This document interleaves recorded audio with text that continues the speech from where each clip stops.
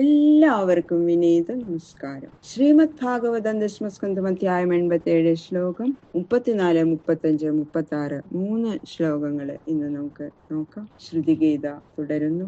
ഓം നമോ ഭഗവതേ വാസുദേവായ. ശ്ലോകം 34. ഓം നമോ ഭഗവതേ വാസുദേവായ. ഓം നമോ ഭഗവതേ വാസുദേവായ. ഓം നമോ ഭഗവതേ വാസുദേവായ.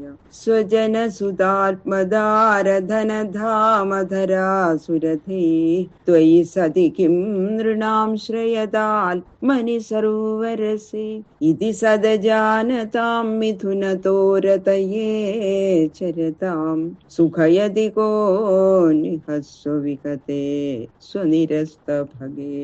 സർവാനന്ദ പരിപൂർണനായിരിക്കുന്ന നിന്തിരുവടിയെ ആര് ഭജിക്കുന്നുവോ അവരുടെ ആത്മാവായിരിക്കുന്നത് നിന്തിരുവടി തന്നെ എന്നറിയുന്നതിനാൽ അവർക്ക് സർവസുഖവും നിന്തിരുവടിയിൽ നിന്ന് സിദ്ധിക്കുന്നു. അപ്രകാരം സർവ ആനന്ദവും അവർക്ക് സിദ്ധിച്ചിരിക്കുമ്പോൾ ബന്ധുക്കള്, പുത്രന്മാര്, ദേഹം, ഭാര്യ, ധനധാന്യാദികള്, ഭൂമി, പ്രാണൻ, രഥാതിവാഹനങ്ങൾ ഇവ കൊണ്ടുണ്ടാകുന്ന ഫലം ഒക്കെ അത്യല്പമാകയാൽ എല്ലാ സമയവും സുജനാദികളിൽ തന്നെ മനസ്സുവെച്ച് ജീവിതകാലം കഴിച്ചു കൂട്ടാതെ അവയിലൊക്കെ വിരക്തി കൈക്കൊണ്ട് നിന്തിരുവടിയെ ഭജിക്കുന്നവർ പരമാർത്ഥമായ സുഖം അനുഭവിക്കുന്നു. ഇതറിയാതെ സ്ത്രീയോട് ചേർന്ന് മായാമാത്രമായ മൈഥുന സുഖത്തെ ലഭിക്കാനായിക്കൊണ്ട് ശ്രമിക്കുന്നവരെ സ്വഭാവേന നാശമുള്ളതും സ്വഭാവേന നിസ്സാരമായിരിക്കുന്നതുമായ ഈ സംസാരത്തിൽ ഏതൊരു വസ്തുവാ സുഖിപ്പിക്കുന്നത്? ഒരു വസ്തുവും സുഖിപ്പിക്കുകയില്ല.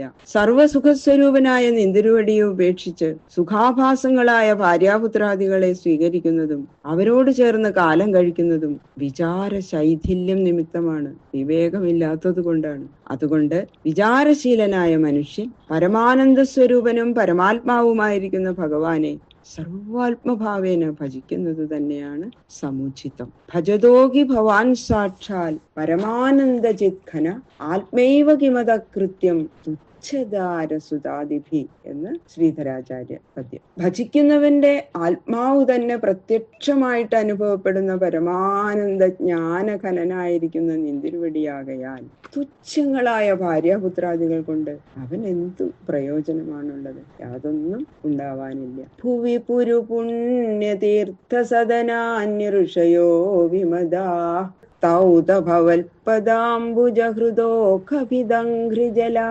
ദധതി സഹൃന്മനസ്ത്വയാത്മനി നിത്യസുഖേ ന പുനരുപാസത്തെ പുരുഷസാരഹരാവസഥാൻ. തങ്ങളുടെ കാൽ കഴുകിയ വെള്ളം ആരുടെ ശരീരത്തിൽ തട്ടുന്നുവോ അവന്റെ പാപത്തെ മുഴുവനും നശിപ്പിക്കാൻ സാമർഥ്യമുള്ള മഹാത്മ്യത്തോടു കൂടിയവരായി നിന്തിരുവടിയുടെ പാദാരവിന്ദങ്ങളെ ഹൃദയത്തിൽ ധ്യാനിക്കുന്നവരായി ലോകപ്രസിദ്ധന്മാരായിരിക്കുന്ന മഹർഷിമാര് അഹങ്കാരമില്ലാത്തവരാകുന്നു. അവരെവിടെ ഇരുന്നാലും ഒന്നുകൊണ്ടും അവർക്ക് ബന്ധം ഭവിക്കില്ല. എങ്കിലും അവര് സജ്ജനങ്ങളോട് ചേർച്ചയുണ്ടാകണം എന്നുള്ള ആഗ്രഹ നിമിത്തം പുണ്യതീർത്ഥങ്ങളുടെ സമീപത്തിൽ തന്നെ വസിക്കുന്നു. അതിനാൽ അവർക്ക് ഗൃഹാദി വിഷയങ്ങളിൽ ആശയുണ്ടാകുകയില്ല. ചിലര് സർവാത്മാവായി നിത്യസുഖസ്വരൂപനായിരിക്കുന്ന നിന്തിരുവടിയിൽ ഒരിക്കൽ മനസ്സിനെ ധരിക്കുന്നുവോ അങ്ങനെയുള്ള മഹർഷിമാര് സർവാത്മാവായി നിത്യസുഖസ്വരൂപനായിരിക്കുന്ന നിന്തിരുവടിയിൽ ഒരിക്കൽ മനസ്സിനെ ധരിച്ചു കഴിഞ്ഞാൽ അവരും മേലിൽ പുരുഷന്റെ സാരത്തെ നശിപ്പിക്കുന്ന ഗൃഹത്തെ ആശ്രയിക്കുന്നില്ല. ആരാണോ സർവാത്മാവായി നിത്യസുഖസ്വരൂപനായിരിക്കുന്ന നിന്തിരുവടിയിൽ ഒരിക്കൽ മനസ്സിനെ ധരിക്കുന്നത് അവരും മേലിൽ പുരുഷന്റെ സാരത്തെ നശിപ്പിക്കുന്ന ഗൃഹത്തെ ആശ്രയിക്കുന്നില്ല.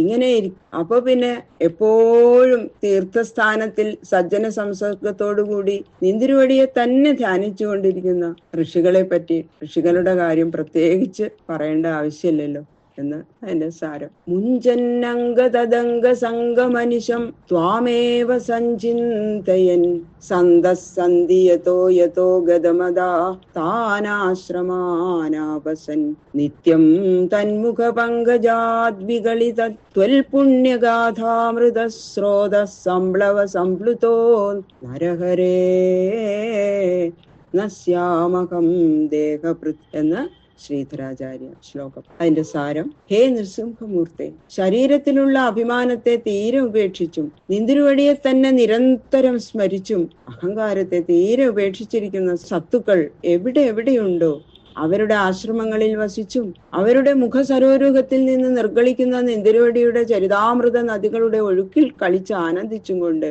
എന്റെ കാലത്തെ ശരീരാവസാനം വരെ കഴിക്കുവാൻ സംഗതി വരുത്തേണമേ.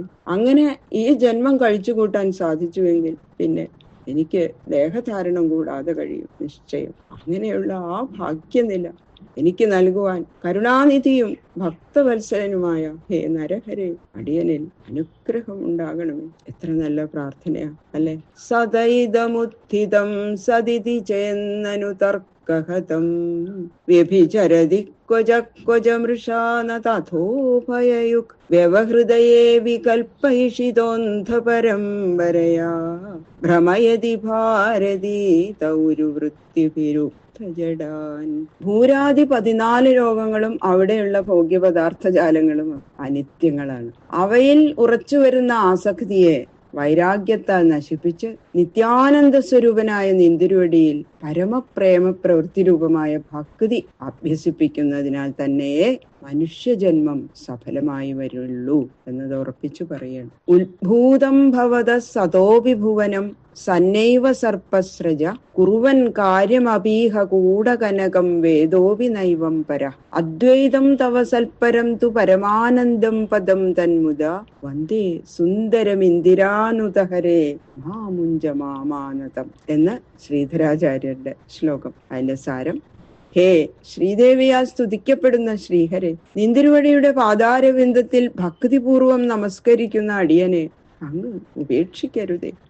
ഈ കാണപ്പെടുന്ന ദേഹാദിപ്രപഞ്ചം സദ്രൂപനായ നിന്തിരുവടിയിൽ നിന്നുണ്ടായതും വ്യവഹാരയോഗ്യമായി പരിലസിക്കുന്നതുമാണെങ്കിലും അത് സത്യമാണെന്നുള്ള ബോധം എനിക്കുണ്ടാകാതിരിക്കാൻ തക്കവിധം ചിദാനന്ദ സ്വരൂപനായ നിന്തിരുവടി അടിയന്റെ ബുദ്ധിവൃത്തിയിൽ അനുഭവപ്പെടുമാറാകണമേ. അതിന്റെ യാഥാർത്ഥ്യം അറിയുന്നതുവരെ ഒരു കള്ളനാണയം എങ്ങനെ അംഗീകൃതമായിരിക്കുന്നുവോ അതുപോലെ തന്നെ ഭഗവത് കടാക്ഷം കൊണ്ട് ബ്രഹ്മസാക്ഷാത്കാരം ലഭിക്കുന്നതുവരെ മായാകൽപിതമായ പ്രപഞ്ചവും സത്യം എന്ന പോലെ കാണപ്പെടുന്നു. സത്യാവസ്ഥ അറിയുമ്പോൾ രണ്ടും നശിക്കും എങ്കിലും അതുവരെ കാര്യസാധ്യത രണ്ടിനുമുണ്ട്. വേദവും ഇത് നിഷേധിക്കുന്നില്ലല്ലോ. വാസ്തവമായ രജ്ജുവിനെ അറിയായകയാൽ തോന്നുന്ന സർപ്പഭ്രാന്തി നിമിത്തം ഭയകമ്പാദി കാര്യങ്ങൾ അനുഭവപ്പെടുന്നു എങ്കിലും ആ സർപ്പം ഏതുവിധം സത്യമല്ലയോ അതുപോലെ നിന്തിരുവടിയാകുന്ന ആത്മാവിനെ അറിയാത്തത് കൊണ്ട് നാമരൂപാത്മകമായി കാണപ്പെടുന്ന ദേഹാദിപ്രപഞ്ചം ഭ്രമകാര്യമാണെന്നും